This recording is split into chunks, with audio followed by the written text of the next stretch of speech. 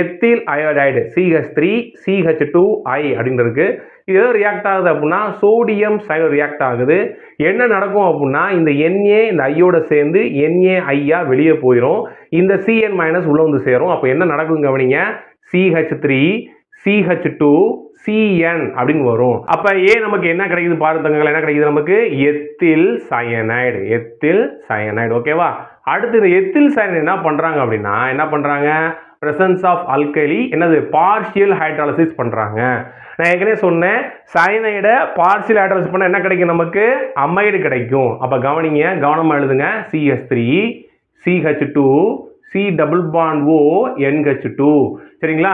நமக்கு என்ன கிடைக்குன்னு வந்து பார்த்தீங்கன்னா தங்கங்கள், என்ன கிடைக்குது, புரோப்பனமைடு கிடைக்குது. அப்போ பி யாரு அப்படின்னா நமக்கு புரோப்பனமைடு. எப்படின்னா 1 2 3 கார்பன் இருக்கு, புரோப்பன் அமைடு. ரைட், அழிக்கலாமா, புரோப்பன் அமைடு.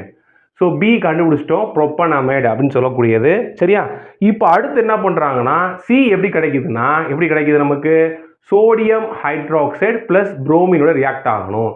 இது ஒரு ஞாபகம் இருக்கா, இது எங்கே பார்த்துருக்கோம் அப்படின்னா ஹாஃப்மேன் டீக்ரடேஷனில் பார்த்துருக்கோம். நல்லா சொல்கிறது கவனிங்க தங்கங்களா, நீங்கள் ஒவ்வொன்றா படிச்சுட்டு வரீங்க பார்த்தீங்களா, அது ஒவ்வொரு ரியாக்ஷன்லையும் உங்களுக்கு யூஸ்ஃபுல்லாக இருக்கும் புரிஞ்சு படிச்சிங்கன்னா. அப்போ ஹாஃப்மேன் டீக்ரடேஷன் நீங்கள் புரிஞ்சு படிச்சிருந்தீங்க அப்படின்னா உங்களுக்கு தெரியும் என்ன அப்படின்னா, ஒரு அமைடு இருக்குது, அது ஹாஃப்மேன் டீக்ரடேஷன் உள்ளாச்சு அப்படின்னா ஒரு கார்பன் லெஸ் ஆகி நமக்கு என்ன கொடுக்கும்னா அமீனை கொடுக்கும் அப்படின்னு படிச்சிருப்போம். அப்போ என்ன ப்ராடக்ட் வரும் பாருங்க, ஒரு கார்பன் லெஸ் ஆயிரும். லெஸ் ஆகி மிச்சம் என்ன பாருங்க, CH3 CH2 NH2. இதுதான் C. அப்ப ஹாஃப்மேன் டீக்ரடேஷன் நடந்துச்சு அப்படின்னா நமக்கு C என்ன கிடைக்குதுன்னு பார்த்துட்டாங்க. என்ன கிடைக்குது நமக்கு, எத்தில் அமீன் கிடைக்குது. புரியுதாயா? ரொம்ப சிம்பிள் தான்.